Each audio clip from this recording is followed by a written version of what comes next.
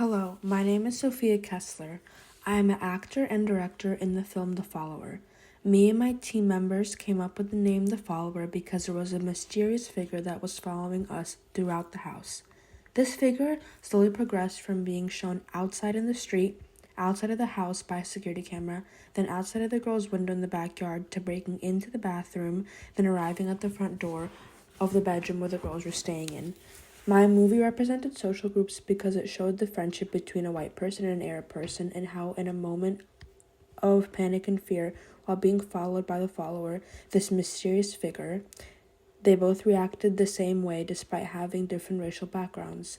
I immediately knew I wanted the genre of my movie to be horror because I believe that horror movies are very, very interesting and only needed a few minutes to bring in an audience. The antagonist and protagonist of the short film were very stereotypical, as the protagonist were two scared girls that were just trying to have a sleepover, and the antagonist was this mysterious creature with a blacked out face that was creepily following the girls throughout the house while stalking them outside the window of their bedroom and outside the house in the street. The setting of the film was simply my house, but since me and my teammate had waited till nighttime to shoot the movie, the darkness of the outside had added to the eerie effect we were trying to achieve, along with various camera angles and shots in dim lighting inside the house. This follows the narrative theme of a house break-in, but it isn't just a regular person or a regular stalker.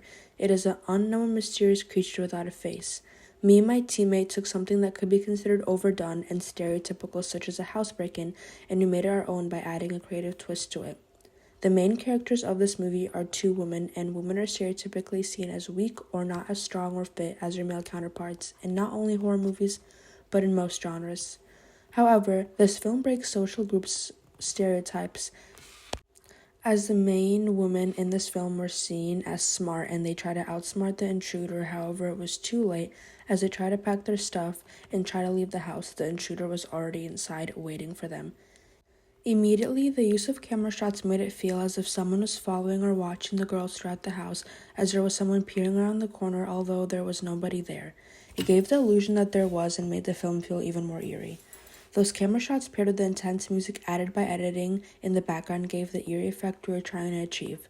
The girls walk through the dimly lit house as the camera follows them and they both go silent.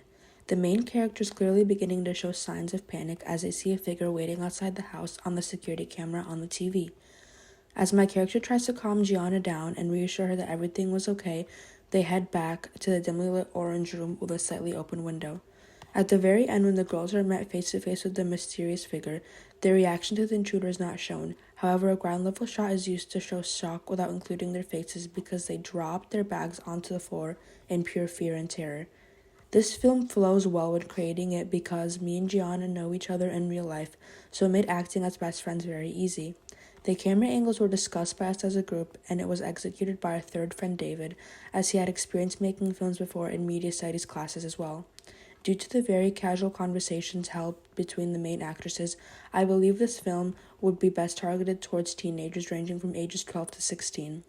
The raw dialogue and casual conversation would appeal to teenagers young as 12, as the thought-out planning and eerie feel would appeal to teenagers as old as 16. If this film were to be released to the public, it would be released on streaming platforms such as Netflix or Hulu rather than being released in theaters.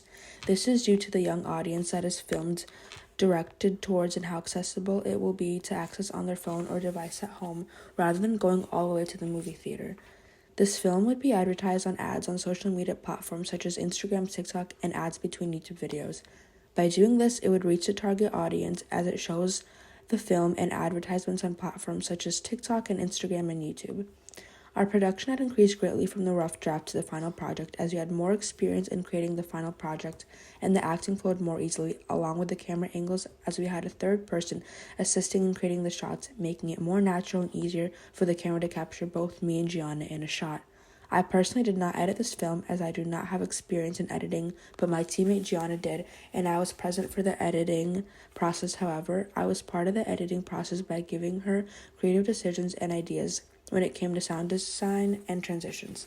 The communication to my group flowed very well when it came to making creative decisions, as we all directed the movie together and came to a compromise if we had not agreed with each other on the specific aspects of the film.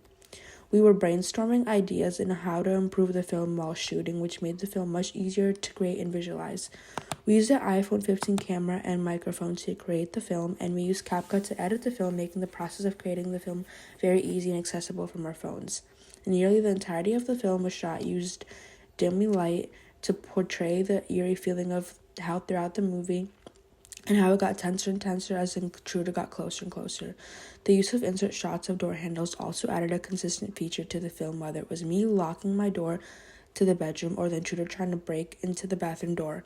I greatly enjoyed working with my teammate and creating this film with her.